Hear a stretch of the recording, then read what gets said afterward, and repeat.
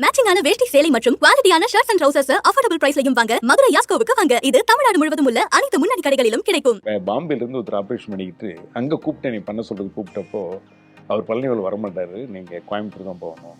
இல்லை chartered flight தரேன், மணி எவ்வளோ வேணாலும் தரேன், நீங்கள் என்ன கொடுத்தாலும் வரமாட்டாருன்னு இந்த அம்மா சொல்லுது, பையன் தொந்தரவு பண்ணுறான்னு. என்னம்மாண்ணே, இவனும் சாப்பிட மாட்டேங்கிறான் பரோட்டா, எங்களையும் சாப்பிட விட மாட்டேங்கிறாங்க. நான் சிரிச்சுட்டுனாம்மா, அந்த பையனுக்கு புரிஞ்சது கூடவா உங்களுக்கு இப்படி இல்லை. ஆனால் அந்த வகையில் தான் அதுக்கு நான் ஒரு முயற்சி எடுத்தது. இந்த கேன்சருக்கு வந்து 5% தான் க்யூரபிள்னு அந்த காலத்தில் இருக்கும். 5% கூட 5 வருஷத்துக்கு இருக்க மாட்டேன், ஆப்ரேஷன் பண்ண முடியுங்கிறதா இருக்கும். நான் லேப்ரோஸ்கோப் ப்ரொமோட் இங்கே பண்ணிக்கிட்டு இருந்தேன், அவங்க எங்கிட்ட லேர்ன் பண்ணாங்க. பட் அவங்க கவர்மெண்ட் வந்து லேப்ரோஸ்கோப் பண்ணால் எக்ஸ்ட்ரா இன்சூரன்ஸே 100% 200% ஆக்கினாங்க. இப்போ அதுக்கு பிறகு ரோபோட்டிக்கில் பெனிஃபிட் வருதுன்னு தெரிஞ்சோன்னா இப்போ 3 இயர்ஸ் ரோபோட்டிக்லேயும் கொடுக்குறாங்க. அந்த மாதிரி இதை நம்ம இந்த ஊரில் பண்ண முடியல. இந்த மாதிரி நுண்தொழில் மூலம் பண்ணால் நல்லாயிருக்கும், முயற்சி பண்ணி பார்க்கலாமேன்னு சொல்லி அமெரிக்கன்ஸ் எல்லாம் முடியாதுன்னு சொன்ன கேன்சரை இந்தியா உலகத்திலே ஃபஸ்ட்டு டைம் நான் கோயம்புத்தூரில் பண்ணேன்.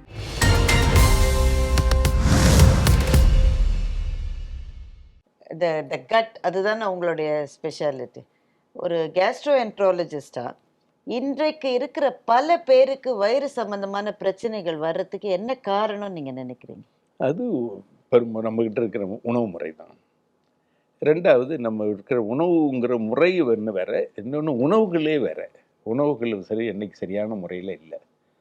நம்ம சாப்பிட்ற உணவு முறையில் வந்து பாருங்கள், நம்ம வந்து எல்லாமே ஃபாஸ்ட் ஃபுட்டு அந்த மாதிரி இந்த மாதிரி சூஸ் பண்ணிட்டு போயிட்டோம். ஒரு பக்கம் நம்ம பழைய நான் வந்து ஸ்கூலில் படிக்கல கம்பு சோளம் கேழ்வரகுன்னு சாப்பிட்டோம். அதெல்லாம் அந்த காலத்தில் சீப்பாக இருந்தது, அரிசி எட்டாக்கனியாக இருந்தது. இன்னைக்கு அரிசி தான் சாப்பிட்றோம். மில்லட்ஸ் இந்த சிறுதானியங்கள்லாம் எட்டாக்கனி ஆகிட்டு இருக்கு, இல்லை காஸ்ட்லி ஆகிட்டு இருக்கு. ஆனால் இந்த அரிசியில் சக்கை தானே இருக்குது, கார்போஹைட்ரேட் வேறு ஒன்றுமே இல்லையே அப்படின்னு யாருக்குமே தெரிய மாட்டேங்குது. எல்லாருமே சாப்பிட்டு டைப் 2 டயபிட்டிஸ் இன்க்ரீஸ் ஆகிக்கிட்டே இருக்குது. இது யாருமே விஷுவலைஸ் பண்ண மாட்டேங்கிறாங்க. உணவு முறையில் டிவியில் அட்வர்டைஸ்மெண்ட் எல்லாமே சங்க் ஃபுட்டும் கொக்கோவும் பிஸ்ஸாவும் வந்துட்டு இருக்கு. சில்ட்ரன்ஸ் எல்லாம் அதை தான் விரும்பி சாப்பிட்றாங்க, பேரண்ட்ஸ் வாங்கி கொடுக்குறாங்க. எல்லா வெஜிடபிள்ஸுமே இன்செக்டிசைட்ஸ் அடித்து மருந்து அடித்தது தான் இருக்குது. எதுவுமே நல்ல உணவு இல்லையேங்கிற எனக்கு பெரிய ஒரு வருத்தம் அதுதான். இப்போ உங்களுக்கு வர பேஷண்ட்ஸோடைய வயது வந்து உங்களுக்கு ஒரு அச்சுறுத்தலாக இருக்க முன்னாடினா வயிறு சம்பந்தமான பிரச்சனைனா ஒரு 40 வயசு 45 வயசு, இப்போ அந்த ஏஜ் வந்து கம்மியாயிட்டே போகுதா? ஆமாம், இளைஞர்கள் நிறைய இப்போ வந்து அதிகமாக பாதிக்கக்கூடிய நோய் வந்து புற்றுநோயின்னு பயப்படுவாங்க. அந்த புற்றுநோய் 40க்கு மேலே இருந்தால் நான் அந்த காலத்து சொல்லுவாங்க. இப்போது 11 வயசில் நான் புற்றுநோய் ஆப்ரேஷன் பண்ணியிருக்கேன், 14 வயசில் பண்ணியிருக்கோம். இப்போ 20லேருந்து 30க்குள்ளே நிறைய கேன்சர் வருது. ஸோ அது ஒரு அதிகமாக பாதிக்கக்கூடிய நோய். அதே மாதிரி மற்றது எல்லாமே இப்போ பாருங்கள், சர்க்கரைங்கிறது பேரண்ட்ஸுக்கு இருந்தால் குழந்தைக்கு வரும்னு சொல்லுவாங்க. இப்போ பேரண்ட்ஸ் நல்லா இருக்காங்க, குழந்தைங்களுக்கு தான் டயபிட்டிஸ் வருது. டைப் 2ங்கிறது உணவு முறையில் தான் வருது, நம்மளுடைய பழக்க வழக்கங்களில் தான் வருது. என்ன மாதிரியான உணவு புரட்சி வரணும்னு ஒரு மருத்துவரா நீங்க சொல்றீங்க? என்ன மாதிரியான சாப்பாடை நீங்க ரெக்கமெண்ட் பண்ணுவீங்க? டெஃபினட்டாக மில்லட்ஸ் வந்து சிறுதானியங்கள் வந்து பண்ணணும். ஃப்ரிட்ஜில் வச்சு சாப்பிட்ற மாவு இந்த மாதிரி விஷயங்கள் அதுவும் இந்த வயிற்று கெடுக்கிறதுன்னு நினைக்கிறீங்களா? இப்போது ஒரு தடவை நாங்கள் வந்து சன் டிவியில் தான் நான் வந்து ஒரு பேசினோம், பரோட்டா சாப்பிடாதீங்க, பரோட்டா மைதா பாதிப்புன்னு சொன்னோம். சரி, ஒரு குடும்பம் வந்தது, ஒரு 2 மாதம் 3 மாதம் இருக்கும், வந்து சார் இந்த பையன் ரொம்ப தொந்தரவு பண்ணுறாங்க சார்னு சொன்னாங்க. அவன் 7 வயசு பையன். இந்த அம்மா சொல்லுது, பையன் தொந்தரவு பண்ணுறான்னு. என்னம்மாண்ணே, இவனும் சாப்பிட மாட்டேங்கிறான் பரோட்டா, எங்களையும் சாப்பிட விட மாட்டேங்கிறாங்க. நான் சிரிச்சுட்டுனாம்மா, அந்த பையனுக்கு புரிஞ்சது கூடவா உங்களுக்கு இப்படி இல்லை. அந்த பையன் புரிஞ்சுக்கிட்டானே நான் சொன்னப்போ. ஏன்னா இந்த மைதாவை சாப்பிட்டுக்கிட்டு இருந்தீங்கன்னா உங்களுக்கு எவ்வளோ பாதிப்பு வரும்னு தான் நான் சொன்னேன். சுத்தமாக சாப்பிடக்கூடாதுன்றீங்களா? சுத்தமாக நான் சொல்லியே, எப்போவாவது சாப்பிட அளவோட சாப்பிடுங்க. அதுக்கு ஈக்குவலாக எக்ஸசைஸ் பண்ணி நம்ம வந்து எக்ஸசைஸ் பண்ணுற மாதிரி இருக்கணும். நம்ம எக்ஸசைஸும் பண்ண மாட்டேங்கிறோம். ஸோ மைதா சாப்பிட்டுக்கிட்டு இருந்தோம்னா எப்படி முடியும்? பாருங்கள், அந்த காலத்தில் வயிறு ஒட்டி தான் இருக்கும். இப்போ உங்கள் மாதிரி பார்க்குறது எனக்கு ரொம்ப சந்தோஷமாக இருக்குது. 80% வயிறு தானே இருக்குது இன்றைக்கி. தமிழில் சொன்னால் தொந்தின்னு சொல்கிறோம்ல. ஏன் அப்படின்னா இந்த கொழுப்புங்கிறது அந்த காலத்துலேயே, இன்னைக்கு இல்லைங்க. கொழுப்பு திமிரு பிடிச்சோடனே கொழுப்புன்னு சொல்கிறோம். அப்போ திமிருக்கும் கொழுப்புக்கும் ஒரு கனெக்ஷன் இருக்கிற மாதிரி அந்த காலத்தில் நம்ம முன்னோர்களும் சொல்லி வச்சுட்டு போயிருக்காங்களே. அந்த கொழுப்பு பண்ணுறது தான் இப்போ நம்ம வந்து பாதிப்பு ஜாஸ்தியாக இருக்குது. இப்போ நம்ம கண் முன்னாடி பார்க்குற ஒரு 10 வருஷத்தில் பரோட்டா கடைகள் எவ்வளவு அதிகமா இருக்கு நம்ம இருக்கு. சுற்றி. பரோட்டா கடைகள்ன்றது மட்டும் இல்லை, நான் வெஜிடேரியன் இந்த ஈவினிங் மட்டன் ஸ்டால் அந்த மாதிரி விஷயங்கள். ரெண்டாவது ஃபாஸ்ட் ஃபுட், இந்த தள்ளு வண்டிகளில் வச்சு ஃபாஸ்ட் ஃபுட் எல்லா இடங்களையும் ஃபுட் கோர்ட்டுன்னு ஒன்று வச்சு போன உடனே விதவிதமாக வறுத்து அந்த சாப்பாட்டுலேயே தீ எரியுது, அந்த சட்டியில் எரியுது, கீழே இல்லை மேலே. கீழே எரிகிறதே நமக்கு எரிச்சலா இருக்கு, மேலே மேல. எல்லாம் அதுதான் இன்னைக்கு மக்களுக்கு வந்து உணவு முறை பற்றிய இன்னும் புரிதல் இல்லாமல் இருக்காங்க. அவங்களுக்கு புரிதல் வேணும். நம்ம வந்து ஆரோக்கியமாக இருக்கிறதா நான் சந்தோஷமாக இருக்க முடியும். ஆரோக்கியத்துக்குள்ளே முயற்சி பண்ணாமல் இப்போ டேஸ்ட்டுக்கு நம்ம டேஸ்ட் நல்லா இருக்குது, இப்போ கலர் நல்லா இருக்குன்னு சொல்லி நம்ம வந்து ஏமாந்தோம்னா இதே பாதிக்கும். அதில் தான் பாருங்கள், இந்த இதில் வந்து நான் நிறைய ஒரு அவேர்னஸ் ப்ரோக்ராமுக்காக விழிப்புணர்வுக்காக பண்ணுவோம். அதில் தான் ஒரு முறை என்ன பண்ணோம், இந்த பெரியவங்ககிட்ட பேசினா முடியாது, காலேஜ் பசங்க கூட சிலர் கற்றுக்கிட்டாங்கன்னா நம்ம சொன்ன கேட்க மாட்டேங்கிறாங்க. அப்போ குழந்தைங்கிட்ட பேசுனா குழந்தைங்க தான் பேசணும். இந்த பரோட்டா இதை வச்சு என்ன பண்ணோம், அவங்க வந்து ஒரு ஸ்கூல்ல எல்லாம் சர்வே எடுத்து பார்த்தோம். 30% சில்ட்ரனுக்கு வந்து நார்மல் வெயிட்டோட ஜாஸ்தி ஓவர் வெயிட். ஒபிசிட்டி. ஒபிசிட்டி இல்லை, ஒபிசிட்டிங்கிறது ஒரு மினிமம். ஒபிசிட்டி மட்டும் 12% இருந்ததுங்க. அப்போ 12% அது ஸ்கூலில் படிக்கிற பையனாக இருந்தால் 30-40 வயசில் எப்படி இருப்பானுங்க? அப்படிங்க நினைக்கும் பொழுது நாங்கள் வந்து அவேர்னஸ் கிரியேட் பண்ணலான்னு ஒரு 5000 குழந்தைங்கள கோவை விழாவில் நாங்கள் என்ன பண்ணோம், ஜெம் அசோல் சார்பாக ஒரு ப்ரோக்ராம் பண்ணோம். அப்போ தான் அந்த சிவகார்த்திகேயன் ரொம்ப பாப்புலர். அப்போது அவர் சிவகார்த்திகன்ற ஒரு நல்ல பழக்கம், ட்ரிங்க்ஸ் போடுறதை காமிக்க மாட்டார், சிகரெட் காமிக்க மாட்டார். ஒரு இன்டர்வியூவோட சொன்னார், குடும்பத்துக்கு தகுந்த மாதிரி எல்லாரும் எதிர்பார்க்குறாங்க, அப்போ நம்ம அதுக்கு தகுந்த மாதிரி நடக்கணும்னு சொன்னார். அதுக்காக கூப்பிட்டு அவரை வச்சு சொல்லி பேசி சில்ட்ரன்ஸ் உறுதிமொழி எடுக்க வச்சோம். நான் என்ன வந்து டெய்லி உறுதிமொழி? எக்ஸசைஸ் வந்து நான் 1 மணி நேரம் 45 நிமிஷம் டெய்லி எக்ஸசைஸ் பண்ணுவேன். ஃபாஸ்ட் ஃபுட்டு சாப்பிட மாட்டேன், ஃப்ரூட்ஸு கண்டிப்பாக கேட்டு வாங்கி சாப்பிடுவேன். இதெல்லாம் சொல்லிட்டு அடுத்து எங்கள் அப்பா அம்மா போய் நம்ம கையை வச்சு பார்ப்போம் வயிற்றுல, கொஞ்சம் வயிறு பெருசாக இருந்தால், ஐயோ நீங்கள் எங்கள் கூட இருக்கணுமா அப்பா, சீக்கிரம் போயிடக்கூடாது, தயவுசெய்து கொஞ்சம் உடம்பு குறைங்கன்னு சொல்லுவோம். அதாவது குழந்தைங்க சொன்னால் பேரண்ட்ஸ் கேட்பாங்க. சரி, உங்க ஃபிட்னஸினுடைய ரகசியம் இல்லை, என்ன? உங்க சாப்பாடு என்ன?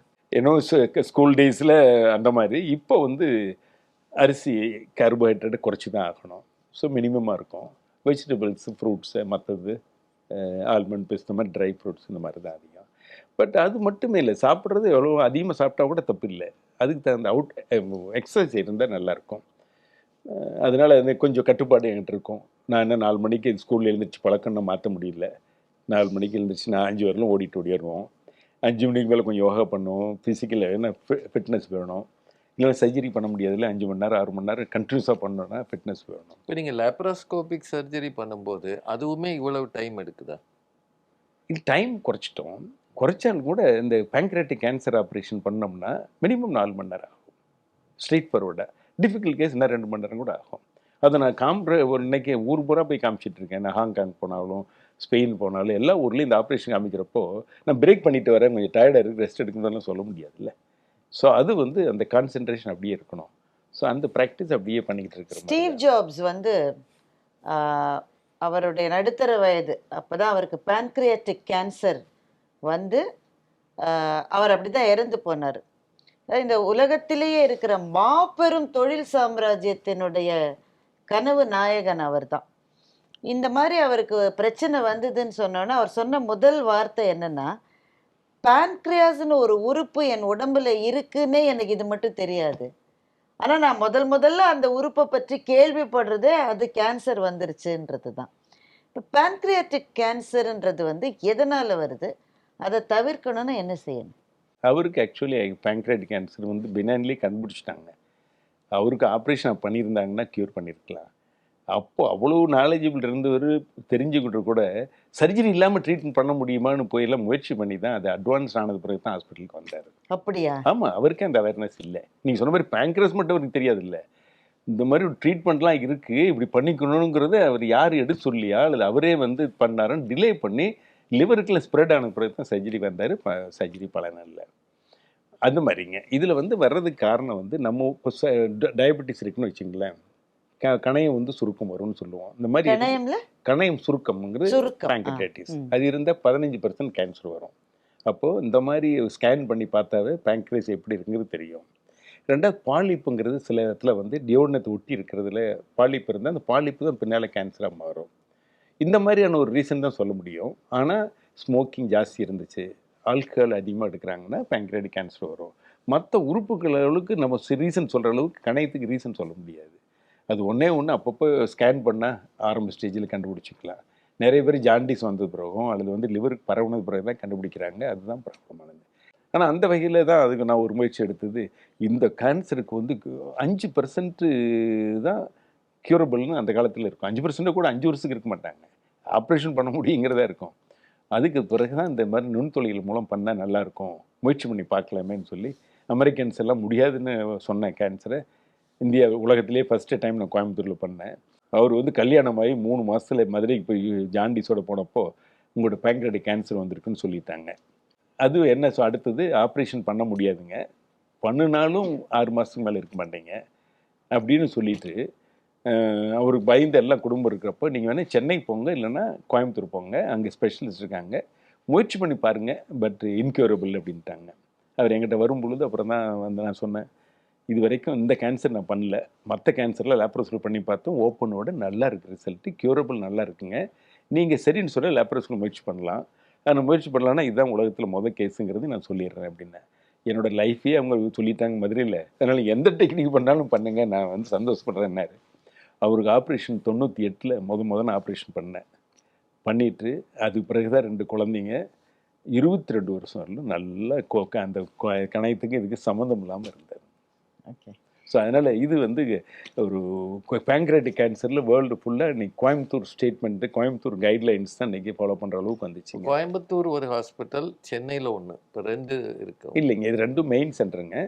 என்ன சென்னையிலேயே அண்ணா நகர்கிட்ட அம்ஜிக்கரையில் ஒன்று இருக்குது, பாண்டிச்சேரியில் இருக்குது, ஈரோடு, திருப்பூர், திருச்சூரில் இருக்குது. எத்தனை பேர் உங்கள் நிறுவனங்களில் இருக்காங்க?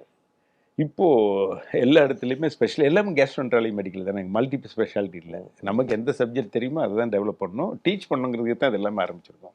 பாண்டிச்சேரியில் இருந்தால் அங்கே உள்ளவங்களுக்கு கிடைக்கட்டும், திருச்சூர்லன்னு அங்கே கிடைக்கட்டும்னு ஆரம்பித்தோம். ஒவ்வொரு மரத்துலையும் கிட்டத்தட்ட 200 மருத்துவர்கள் நம்மக்கிட்ட ஒர்க் பண்ணுறாங்க இந்த கேஸ்ட்ரோவில் மட்டும். உங்கள் சந்திப்புகள், நீங்கள் பல பெரிய மனிதர்களை சந்திச்சிருப்பீங்க, அதில் நீங்கள் ரொம்பவும் நினைவில் வச்சுருக்கக்கூடிய சந்திப்பு எது? எனக்கு சர்ஜரி தான் பார்ப்பேன், எந்த மாதிரி சர்ஜரிங்கிறது. ஆனால் எனக்கு கோயம்புத்தூரில் ஒரு சர்ஜரிக்கு ஒருத்தர் வந்து பண்ணிக்கிட்டார். பண்ணும் பொழுது ரொம்ப அவர் ஸ்டில் புக்லேயே இருக்கும், நான் ஜெயவர்தன வேலேருந்து LMW சேர்மனுக்கு ஆப்ரேஷன் பண்ணணும். அவங்க என்னன்றாங்க, அவருக்கு அவர் எப்போயுமே அமெரிக்கா தான் போவார், யூரோப்பில் தான் செக் பண்ணிக்குவார், இங்கெல்லாம் பண்ண மாட்டாங்க.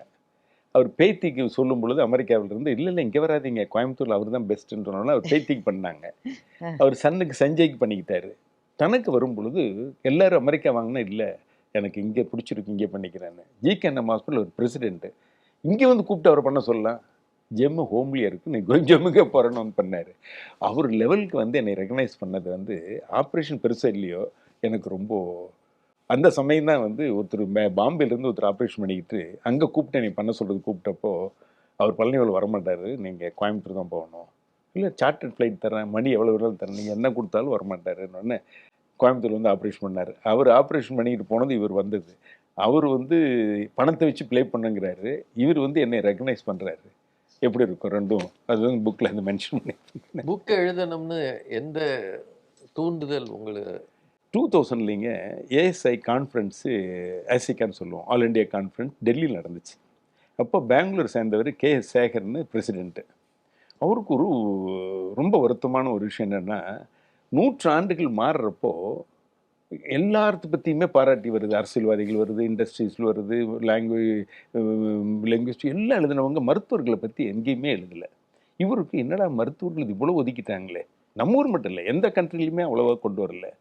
அதனால் இவர் என்ன பண்ணார், சரி நம்ம மருத்துவர்கள் நம்மளே ரெகனைஸ் பண்ணுவோமேன்னு சொல்லி ஒரு புக் எழுதினாருங்க, extraordinary surgeons of ordinary people, சாதாரண லெவலிருந்து வந்தவங்கன்னு சொல்லி 11 பற்றி எழுதினார். என்னோடய பயோகிராஃபி அதில் இருந்துச்சு. அதில் 2 பேர் தான் உண்மையிலேயே ஆர்டினரி லெவல், மற்றவங்களும் கொஞ்சம் ஓரளவுக்கு வசதியானவங்க தான். பட் இருந்தாலும் அந்த புக்கை மறுநாள் பார்த்த உடனே எல்லோரும் கை கொடுப்பாங்க.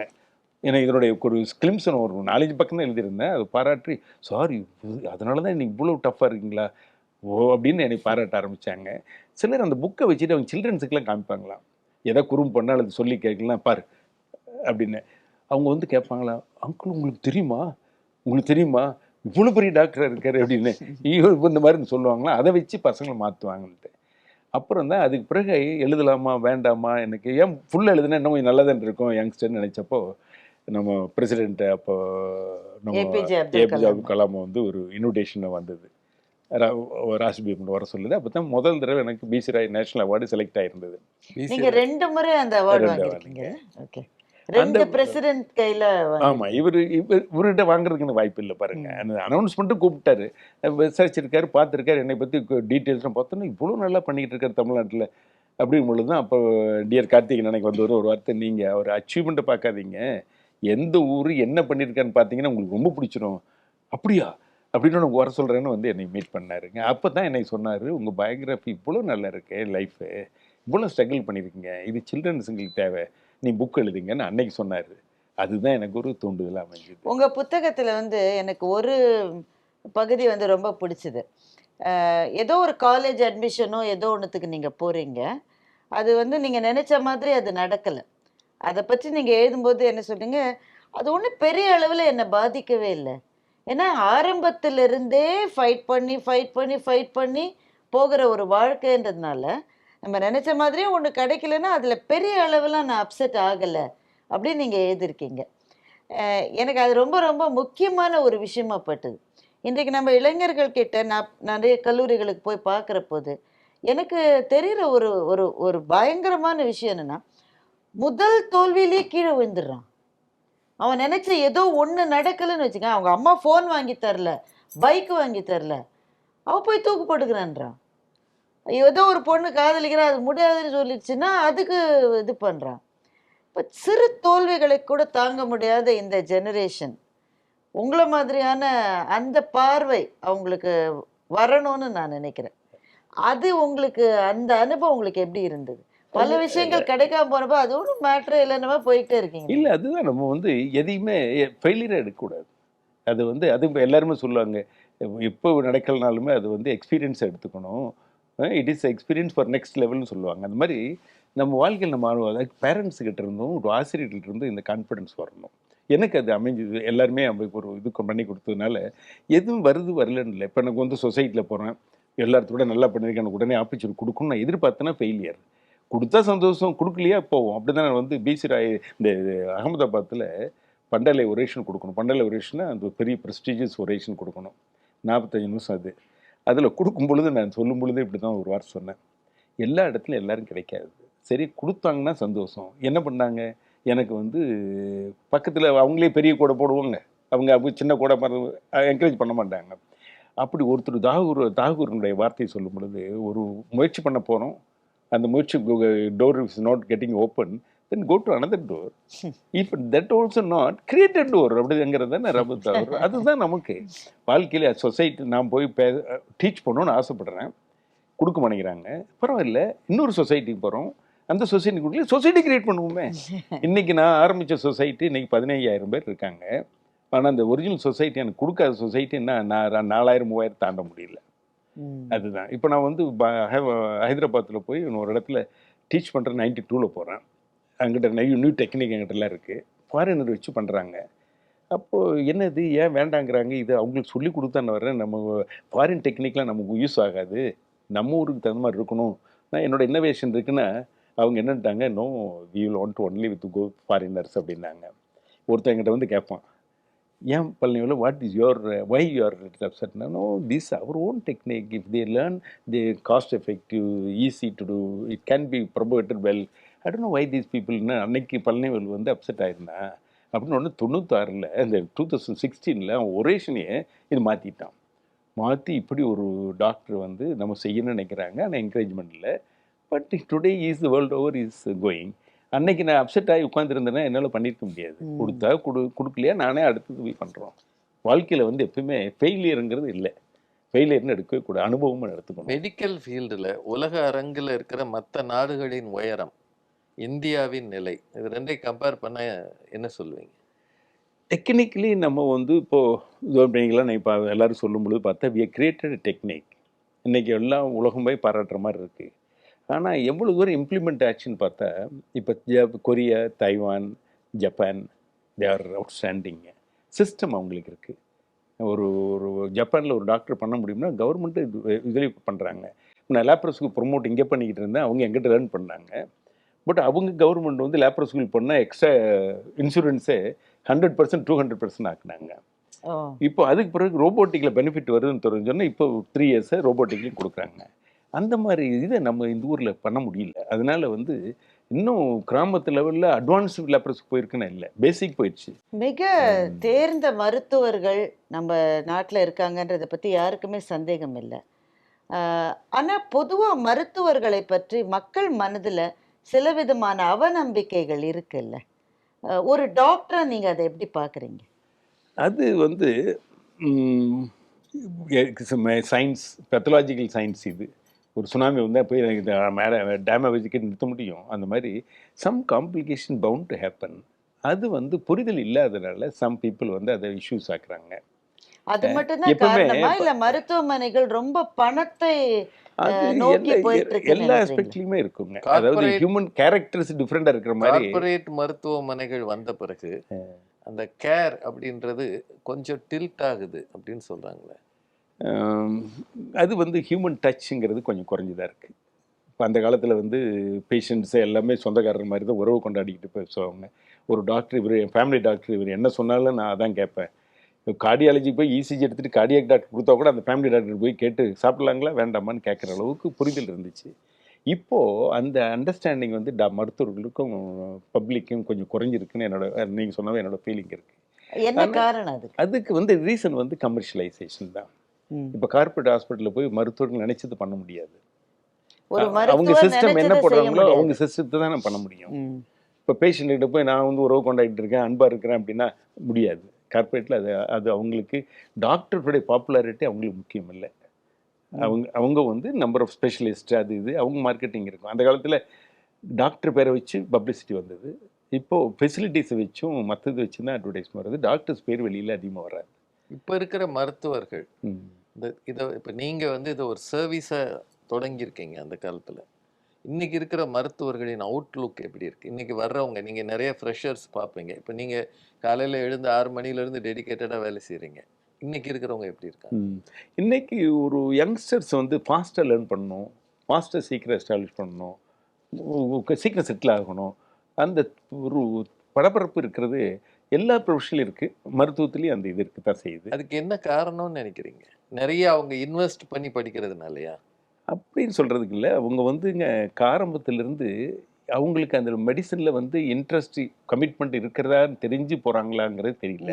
நிறைய பேரண்ட்ஸ் என்ன பண்ணுறாங்க, டாக்டர் படித்தா நல்லாயிருக்கும், இன்ஜினியர் படி, அது படின்னு அவங்க வந்து பேரண்ட்ஸுடைய கம்பல்ஷன் படிக்கிறாங்களா அல்லது இவங்களுக்கே இன்ட்ரெஸ்ட் இருந்தால் அந்த மாதிரி போகிறது ஒரு ஸ்மால் பர்சன்டேஜாக இருக்கும். இப்போ ரோட்டில் வந்து ஆக்சிடெண்ட் ஆகுது, நம்ம வந்து 1 லட்சம் கார் போயிருந்தா கூட அதை பற்றி நம்ம சர்வே எடுப்போம். அந்த ஒரு ஆக்சிடெண்ட்டு தான் எல்லாருமே பேசுவோம். அந்த கார் ஆக்சிடெண்ட்டுங்கிற வேர்டில் போயிடுது. ஆனால் மருத்துவத்தில் இன்றைக்கி வந்து அவ்வளோ நம்ம பேசுகிற அளவுக்கு மீடியா சொல்கிற அளவுக்கு இல்லைங்க, இருக்குது.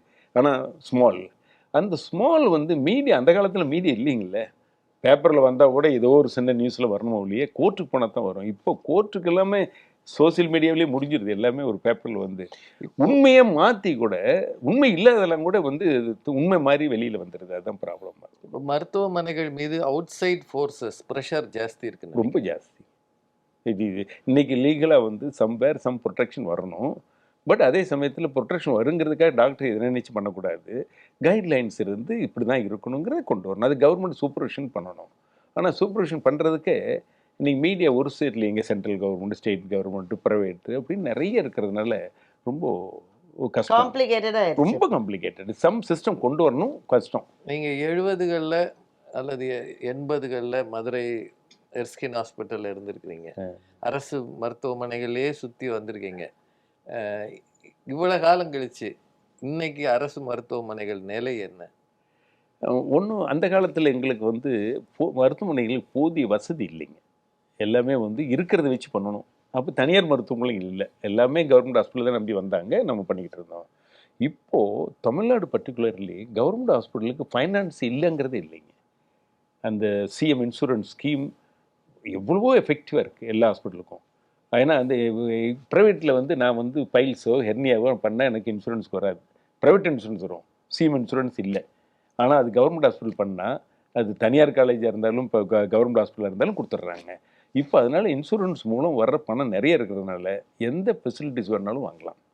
ஒரு சாதாரண மருத்துவமனை பக்கத்தில் இன்னொரு ஸ்பெஷாலிட்டி பிளாக் கட்டணுமா கட்டலாம். ஸோ ஃபைனான்ஸ் தமிழ்நாட்டை பொறுத்த வரைக்கும் மெடிக்கலில் நிறைய இருக்குது. மருத்துவர்களுமே இன்றைக்கி வந்து முதல்ல இருந்த விட மக்கள் பேசுகிற அளவுக்கு இல்லை, நல்ல ஸ்டாண்டர்டு இருக்குது, இன்றைக்கி நல்லா இம்ப்ரூவ் ஆகிட்டு இருக்கு. நான் சொல்ல போனால் இப்போ நான் வந்து நாமக்கல்லில் பேசி என்னோடய ஃப்ரெண்ட்ஸ் பேசினா, இல்லை நாமக்கல் மெடிக்கல் காலேஜ் புதுசாக இருந்தாலும் ஃபெசிலிட்டிஸ் நல்லா இருக்குது, யங்ஸ்டர்ஸ் நிறைய பண்ணணும் அப்படின்னு ஆசைப்பட்டு பண்ணுறாங்க. அது ப்ரைவேட்டு காம்படிஷன் இருக்குன்னு சொல்கிற அளவுக்கு கூட இருக்குது. ஆனால் அந்த நியூஸ் வந்து வெளியில் வராதில்ல. ஏதாவது ஒரு சின்ன இன்சிடென்ட் இருந்ததுன்னா அதைத்தான் எடுத்து ப்ளோ பண்ணிடுவாங்க. ஆனால் மீடியா வந்து மக்களுக்கு ஹெல்ப் பண்ணா இதை வந்து நம்ம ஒரு ரெண்டு அண்டர்ஸ்டாண்டிங் முறையில் போகணும். அப்போ தான் மக்களுக்கு போய் சேரும். பயந்து நம்ம ஆப்ரேஷன் பண்ணோம்னா அது உண்மையிலேயே இருக்காது. இப்போ சில ஆப்ரேஷன் பண்ண இதாகிட்டா நம்ம மேலே இதாயிருமா அப்படின்னு பயந்து யூஎஸ்ல டாக்டர்ஸ் அப்படிதானே பண்றாங்க. கையை வைக்கிறதுக்கு முன்னாடி அவங்க இன்சூரன்ஸ் இருக்கா அது இருக்கா எல்லாம் கேட்டுதான் அந்த பேஷண்ட் தான் பண்ணி ஆகணும். ஆனால் இல்லைனாலும் அந்த கேட்டு அதுவும் லாங்குவேஜில் கூட மாற்றி நீங்கள் எழுதிட்டு இங்கிலீஷ் எழுதினா கூட அவங்களுக்கு புரியல நீ தமிழ்னு கேட்பாங்க. அதாவது கைட்லைன்ஸை இன்னைக்கு வந்து பயப்படுத்துகிற மாதிரி தான் இருக்கு. அதில் ஒரு சென்டென்ஸில் ஒரு வார்த்தை இல்லைன்னா அது வந்து லீகலாக தப்பாக போகுது. ஏன்னா அதனால இது வந்து நம்ம பொதுமக்களும் மருத்துவர்களும் லோக்கல் பப்ளிக் பீப்புளும் சேர்ந்து ஒரு சிஸ்டம் போட்டு பீப்புள் பேசணும். பேசும்பொழுது நம்ம வந்து கான்ஃபிடென்ட் க்ரியேட் பண்ணால் மக்கள் வந்து வரமாட்டோம். இப்போ நான் வந்து முக்கால்வாசி என்னை பொறுத்த வரைக்கும் இது ஏதாவது இப்போ வந்து என்கிட்ட வந்து கேட்டாங்கன்னா இல்லைங்க இந்த மாதிரி தான் இருக்குன்னு சொன்னால் ஒத்துக்குறாங்க. அந்த பீப்புள்கிட்ட பேசவே மாட்டாங்க. அதுதான் அந்த புரிதல் இல்லைன்னு சொல்லலைங்க.